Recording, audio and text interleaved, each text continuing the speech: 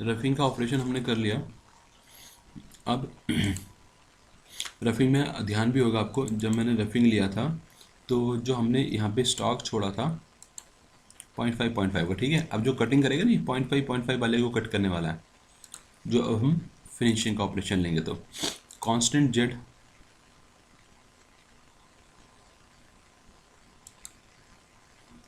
तो टूल यहाँ से भी लेते हैं, तो यहाँ से जाते हैं ज्योमेट्री, तो टारगेट से उठा लेगा अपने आप ही।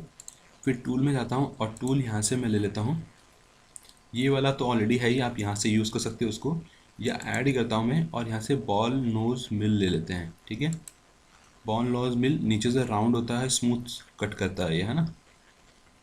इसे क्लिक कर देते हैं, ये टूल आ गया हमारा।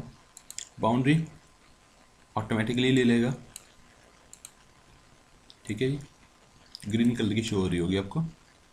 और पासेस, अब देख लो यहाँ पे पासेस में जो ऑफसेट है वो जीरो, ठीक है। ये वाला जो जीरो जीरो हो गया अपने यहाँ पे जीरो आ रहा है, तो ये बिल्कुल क्लीन होके ही आएगा।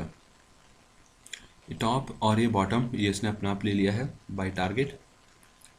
और स्मूथनिंग तो ठीक है, एडेप्टिव में कुछ नहीं करना, एडिट पास में कुछ नहीं करना आपको, ठीक है, ले लेगा डायरेक्टली।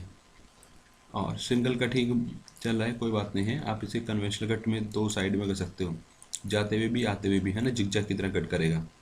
क्लाइंब कटिंग रख लेते हैं और यहाँ से जनरेट करिए, थोड़ा सा टाइम भी फिर चलेगा। ये देखिए इसके अंदर पूरा चेक करता है ये, है ना, कहीं पे कोई एरर तो नहीं आ रही, पूरी पॉसिबल हो रही है नहीं हो रही है ज्योमेट्री, वो सब चेक करेगा।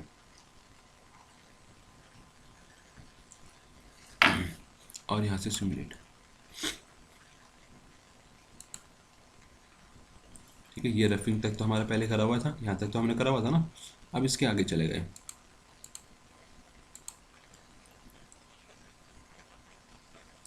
यहाँ से इंक्रीज, अब यहाँ पे देखोगे आप डाटा आ रहा है एक्स वाई जेड कहाँ जा रहा है ना, किधर चल रहा है, वो भी आप चेक कर सकते हैं। -3 -4 फीट, स्पीड, स्टेप, टाइम, कितना टाइम है वो टाइम ये रहा। कंपनसेशन ये दे, स्पीड थोड़ी सी बढ़ाना चाहते हो इंक्रीज कर दो, अभी फिनिश करता हो जाएगा।